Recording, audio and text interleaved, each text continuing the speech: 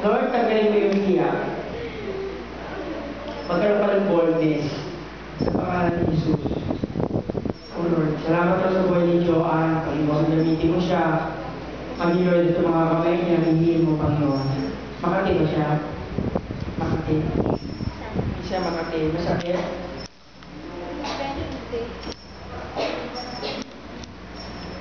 Ay, sorry. Right now, Panginoon, nanalangin kami. Tanggalin mo yung pamamaga, tanggalin mo yung inflammation, Panginoon.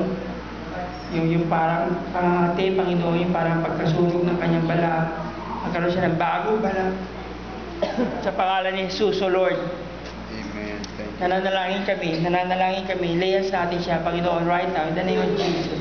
Yes, thank you, Lord. With the span of 1 week, 1 week lang, kahit bukas, makikita mo, manonotice mo, mag-iiba na siya. Matatanggal yung pangangati sa pangalan ni Lord. Sabi ni Lord, halikan ko daw yung kamay mo, okay lang? Okay lang, halikan ko yung kamay mo. Okay lang? Lord, pagalingin mo po, Panginoon, ang mga kamay na ito. Thank you, Lord. Thank you, Lord. Love na love ka ni Lord, kaya pagagalingin ka niya. Okay? Huwag ka matakot. Amen? Father Lord, salamat Lord sa mga bagong kamay. Panginoon, hindi niya na kailangan magtago, hindi niya na kailangan mahiya.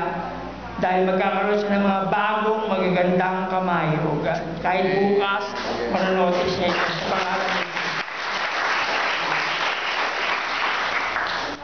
Okay na?